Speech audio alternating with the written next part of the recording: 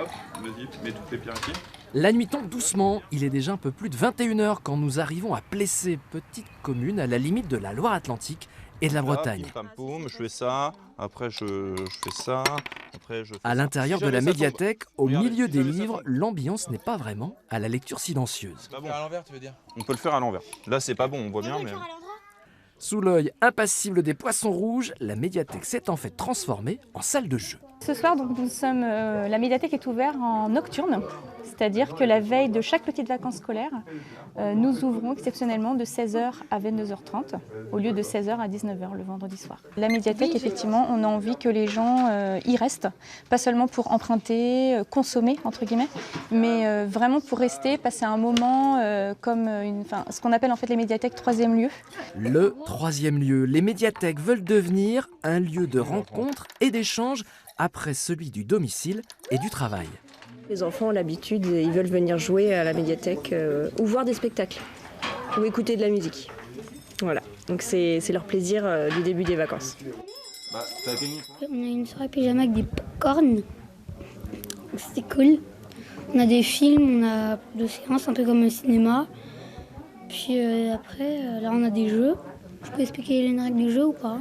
Ah non, désolé Wen, pas le temps, on te laisse jouer. Nous devons maintenant filer dans le Maine-et-Loire pour découvrir un autre aspect des médiathèques troisième lieu, celui de l'ouverture le dimanche. Ici à Angers, tout le monde peut profiter de la grande médiathèque centrale, de ses livres empruntés ou de sa presse à consulter le deuxième dimanche de chaque mois. Et ça plaît. Vu mes horaires de travail, je ne peux pas venir en semaine, donc c'est le week-end. Et en fonction des disponibilités, c'est soit le samedi, soit le dimanche si c'est ouvert. Le dimanche, souvent, quand on vit seul en plus, c'est un jour creux. À 17h, je vais prendre le thé chez un ami, mais en attendant, je viens là. Il n'y a pas grand-chose d'ouvert. Le dimanche, les commerces sont fermés. Il n'y a pas d'autre chose à visiter à part venir à la bibliothèque. On monte au dernier étage. Parents et enfants profitent là du secteur jeunesse. Ils font eux aussi partie des habitués du dimanche. À Angers, l'ouverture dominicale représente un budget de 9 000 € investi par la ville, avec une subvention supplémentaire de 6 000 € du ministère de la Culture. 3 ans après le lancement, l'initiative rencontre un certain succès. Le dimanche, en règle générale, sur l'amplitude horaire 14h-17h30, on accueille environ 700 personnes qui sont là.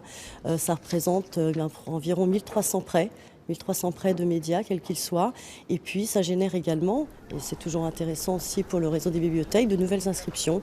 Entre 25 et 30 nouvelles inscriptions à chaque dimanche d'ouverture. Nous quittons la grande ville pour la campagne. La Divatte-sur-Loire, non loin de Nantes, a sa bibliothèque municipale. Un lieu lui aussi très ouvert à différentes expériences de vie et à tous les publics. Alors c'est quelque chose qu'on trouve dans les bibliothèques, il y en a plein. Les livres. Ouais. Super. Ce jour-là, une animation réunit Monique, une personne âgée de la commune, et quelques résidents d'un foyer pour personnes handicapées. Grâce à la médiathèque, avec Carole, Jean-Pierre et d'autres de tous âges, Monique a pu participer au tournage d'un court-métrage.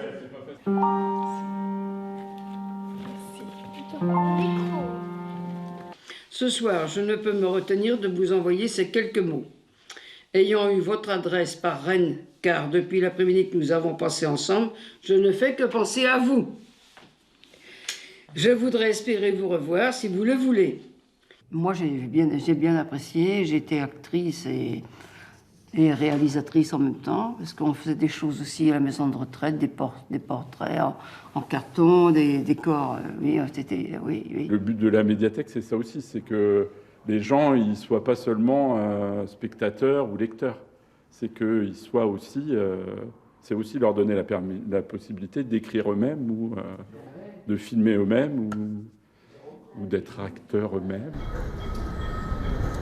Dernier arrêt de notre parcours à Nantes. Ici aussi, les médiathèques proposent de plus en plus des ouvertures et des animations spécifiques, en semaine, en soirée ou même certains dimanches.